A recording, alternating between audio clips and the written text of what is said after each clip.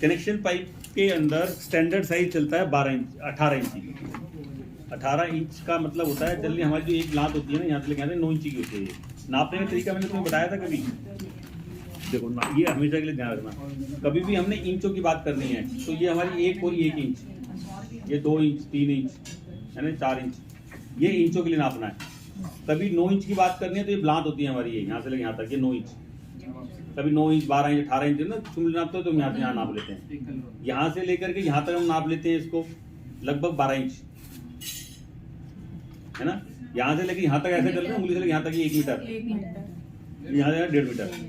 ये जनरली मोटे तौर पे है, मैंने कहा एक्यूरेट है, लेकिन मोटे तौर पे तुम्हारे को समझ में आ जाए कि जब भी तुमने देखना है 1.5 इंची 2 जगह उंगली लगा के देख लो। एक्सटेंशन में समझ नहीं आ रहा ना कितने इंची का है, पुट्टा है नहीं, ऐसे ही देखते हैं तो यहाँ लगा के देख लो है ना। ऐसे ही तुम्हें समझ नहीं आ रहा है कि कनेक्शन 18 इंची 24 इंची है, इसको फट रखो यहाँ रख के देख लो 18 इंची का। अगर 12 इंची का तो इतना रह जाएगा, 24 इंची का तो वैसे बढ़ा जाएगा। अब तुम कहोगे सर मेरे हाथ तो छोटे हैं, मेरी तो 11 इंची रह जाएगी 18 इंची रह जाएगी, कोई फर्क नहीं पड़ता। सबका स्टैंडर्ड 9 इंची जगह 8.5 इंची हो जाएगा, 9.5 इंची हो जाएगा, और हमें कोई फर्क नहीं पड़ता उस आधा इंची से, तो उससे कोई फर्क नहीं पड़ता कि इसके हाथ छोटे हैं बड़े हैं, है ना। ठीक है, अब इसके अंदर आता है कनेक्शन पाइप का स्टैंडर्ड साइज 18 इंची, रेट जो चलता है 18 इंची का चलता है।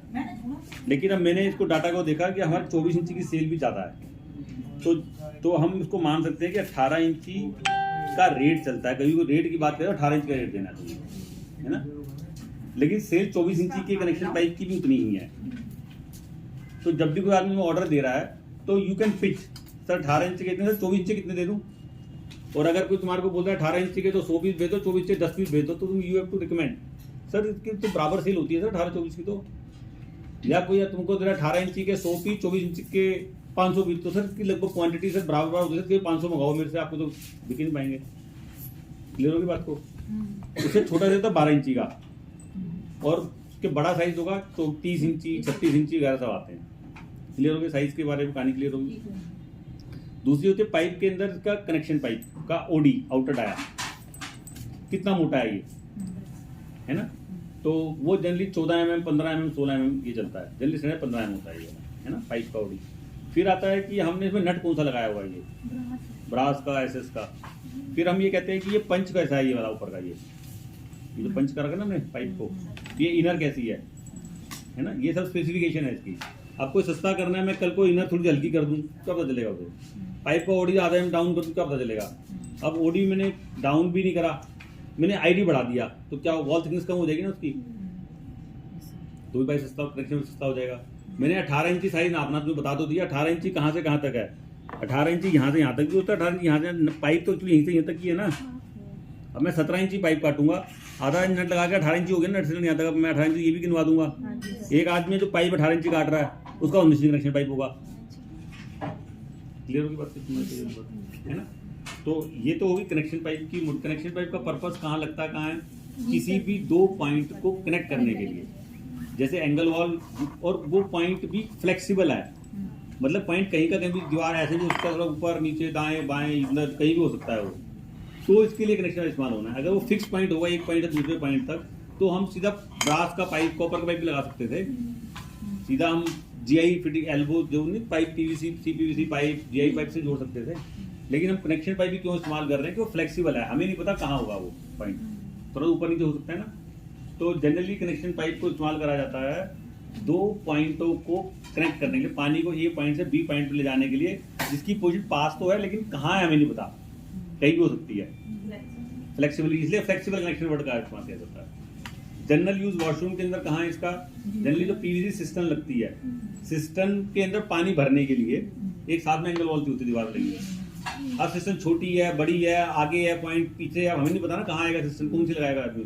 एंगल वॉल का पॉइंट थोड़ा डिस्टेंस दूर कितना है, तो एंगल वॉल जहाँ पर लगी और सिस्टम के कनेक्शन के बीच के डिस्टेंस को जोड़ने के लिए कनेक्शन पाइप लगेगा। ऐसे ही जो सेंट्रल बेसिन मिक्सर लगता है, उसको पानी देना है नीचे से, तो नीचे एंगल वॉल लगती है, उसके ऊपर सेंट्रल बेसिन, तो उसको जोड़ने के लिए कनेक्शन पाइप हो जाता है। गीजर लगा हुआ है, गीजर के नीचे एंगल लगी होती है, उसको जोड़ने के लिए लग जाता है ये। तो जनरली ये 3 जगह हैं जहाँ कनेक्शन पाइप इस्तेमाल होता है ये वाला। तो अब इसमें कहानी क्या आती है कि जब भी तुम किसी क्लाइंट से बात कर रहे हो, अपने घर के लिए माल लेके जा रहा है, तो तुम उसको पूछ सकते हो सर आपको कनेक्शन पाइप की रिक्वायरमेंट भी तो होगी। उसको नहीं पता उसको कनेक्शन पाइप चाहिए, but you know connection pipe चाहिए, बेचारा परेशान होगा बाद में। तो you are helping him to shorten, you are helping him to buy the things for which he has to again make one चक्कर बचा रहे हो तुम उसका. This is how you are helping him.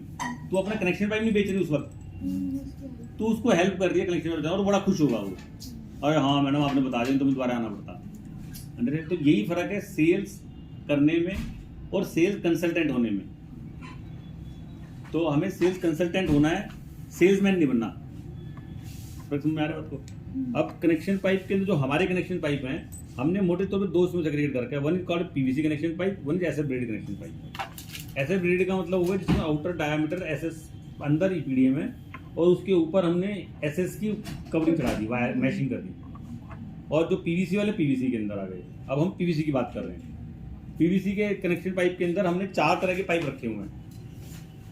एक के अंदर हम कह रहे हैं आइवरी थ्रेड, उसके अंदर जो पाइप होता है उसमें धागे धागे दिखते होते हैं तुम्हारे को, है ना. एक होता है 20 mm, इसके अंदर हम ये इसके अंदर धागा है लेकिन धागा छुपा हुआ है, हमने पाइप के कवर को कवर कर लिया इसको 20 mm. एक होता है स्नो वाइट, उस स्नो वाइट के अंदर थोड़ा सा उसकी कलर जो धागा है ना वो वाइट सा कलर का होगा, मतलब पाइप देखो वाइट कलर का होगा और धागे धागे से उसके ऐसे लगेंगे स्नो वाइट के से हैं वो. तो उसे उस नाम रखना था आगे. 3 तरह का पाइप था, अलग डिजाइन था, जिसका मन करा इसको स्नो वाइट कर दो, इसको 20 mm लिख दो, उसको वो लिख दो, हमने वो लिख दिया. ठीक है, कनेक्शन पाइप क्लियर है. ऐसे ब्रेडी कनेक्शन पाइप में एक क्वालिटी है.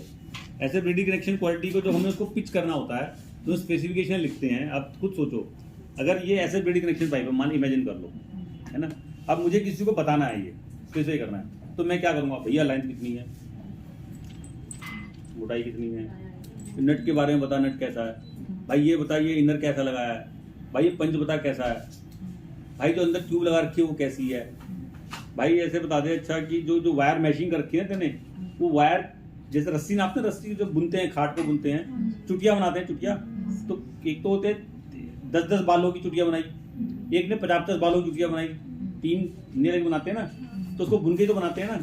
तो ऐसे मैशिंग जो कर रही है, कितनी वायर की मैशिंग कर रखी है, 6 वायर की, 8 वायर की. तो तुम ध्यान से देखना हमारे कितने वायर की मैशिंग है वो. अगर मैं उसकी वायर की मैशिंग को कर तो दूंगा लेकिन 2 वायर कम कर दूंगा, तो उसमें क्या होगा, तुम्हें अंदर वायर मैशिंग तो हुई होगी लेकिन अंदर काला कालापन दिखेगा, बीच में गैप आ जाएगा. Understand this?